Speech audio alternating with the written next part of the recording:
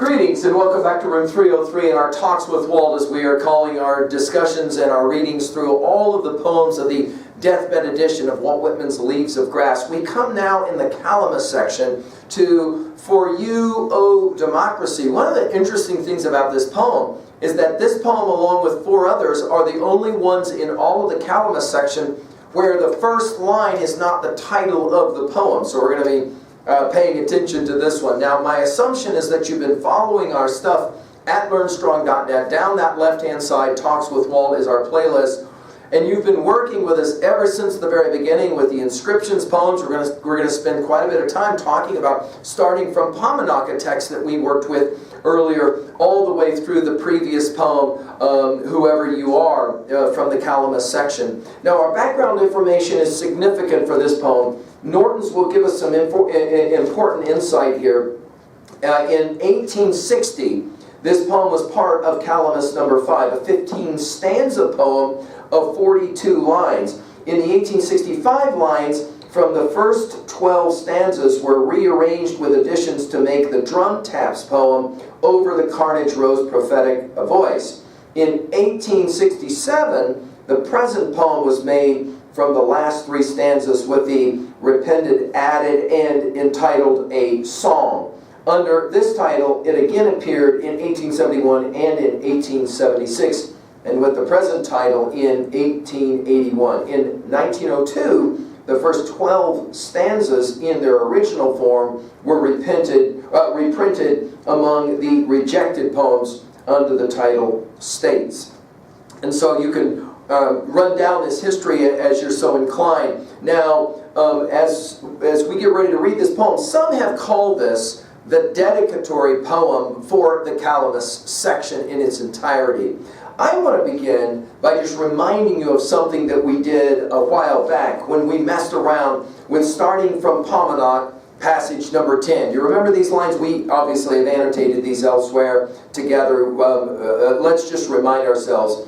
Know you solely to drop to the earth, in the earth, the germs of a greater religion, the following chants, each for its kind I sing. Now we're going to hear this thing about songs in this passage that we're about to look at. My comrade, very important obviously for the Calamus section, that the use of that word. For you to share with me two greatnesses, and the third one, rising, inclusive, and more resplendent. What is it that's at the heart of Leaves of Grass, as we commented in earlier lectures? The greatness of love and democracy and the greatness of religion. So, right away, we see the significance, we see the importance of this kind of an idea. So let's now turn to the poem itself and let's enjoy For You, O Democracy. Opening line. Come, I told you, such an important word in Leaves of Grass. The first word of the deathbed edition of Leaves of Grass, the word come. Come, I will make the continent indissoluble. I will make the most splendid race the sun ever shone upon. I will make divine magnetic lands with the love of comrades, with the lifelong love of comrades. I will plant companionship thick as trees along all the rivers of America and along the shores of the Great Lakes and all over the prairies. I will make inseparable cities with their arms about each other's necks by the love of comrades, by the manly love of comrades. For you, these from me, O democracy, to serve you, ma femme. For you, I am trilling these songs. Now, our hearts break, obviously, when we consider the fact that this poem starts in 1860, and 1 year later, of course, the great American Civil War will begin. Whitman, as we've said in other lectures, Whitman genuinely believed that he could stop the American Civil War if only Americans would listen to his songs. It is somewhat heartrending to realize that the great poet had to come to terms with the fact he was unable to keep America from the great civil strife. He begins, of course, with the word come, as I've said to you, so important. I will make the continent. The power of the poetic voice. Indissoluble. This, by the way, will take us back to starting from Paumanok, passage number 2. Do you remember this one from passage number 2? Victory, union, faith, identity, time, the indissoluble compacts, riches, mystery, eternal progress, the cosmos, and the modern reports. This then is life. Here is what has come to the surface after so many throes and convolutions. How curious, how real, underfoot the divine soil, overhead the sun, and the passage goes on. His use of this word, indissoluble, the idea that America can never be broken up. I will make, again, notice the repetitions here, I will make, go back and look at starting from Paumanok, passage number 12, and this, I will make, and the power of that idea. I will make the most splendid race, borrowing from the current understandings in Whitman's time of the eugenics theory. I told you he was very into science, right? The sun ever shone upon, I will make divine, magnetic, he loves that word, magnetic lands. And then notice the repetition with the with almost like a choral kind of repetition and the power of the rhythms.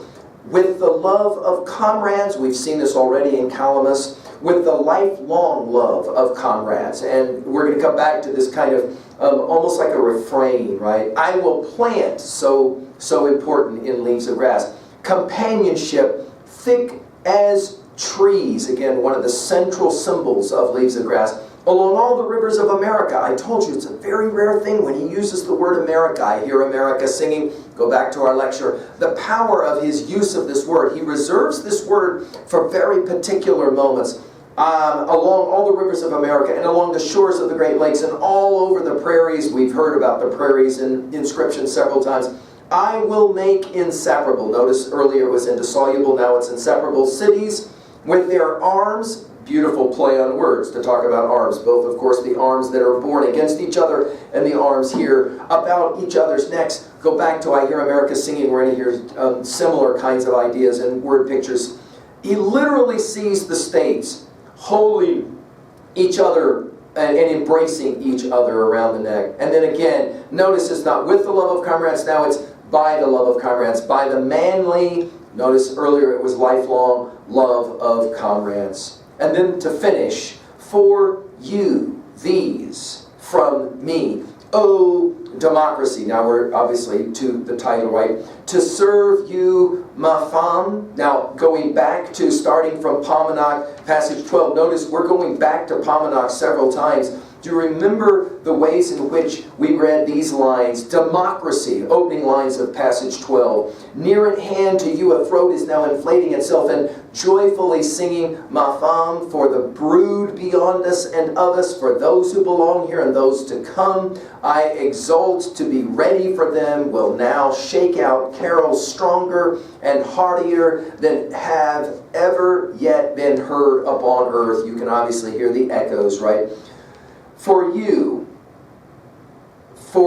notice the repetition of this for you. I am trilling these songs.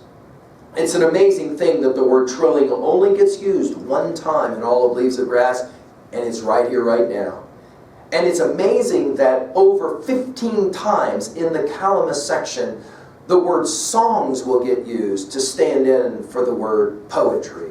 Well, it's an important observation at 2a. Nothing for Whitman is greater than democracy. And he genuinely believes that the poet, the artist, and the songs of the poet can actually save a democracy. At 2b, of course, the style here is quite remarkable. Some have called this an example of patriotic verse with almost like a marching kind of rhythm to it. It's very much like our study of eidolons. Go back and take a look at that one. And this repetition of I will is significant. At 3a, we notice we referenced several times starting from Paumanok, but I want us to pay attention to Lincoln's Gettysburg Address. I mean, think about your dates here. 1860s when these lines start to be created, and by the 19th of November, 1863, Lincoln will give his famous Gettysburg Address, where he does what? We've given full lectures on this elsewhere at learnstrong.net, but what is it that he's really struggling with? He is trying to come to terms and helping the nation to come to terms with the question, will we survive this horrific experience? He's not sure. Whitman's audacity. Whitman's confidence is clear in a poem such as this. Finally, in 3b, what are your thoughts about this? How can you own a passage like this? Do you think really that art and poetry can in fact save us? Do you believe in the power of the poet to reach out and try and speak the words that can bring together a nation? And do you think in that regards, was Whitman an idealist? Or was he the purest realist in that he genuinely believed and predicted that America will find its way through? Well, I'll leave to you to decide as our study of these great poems continues. Thank you.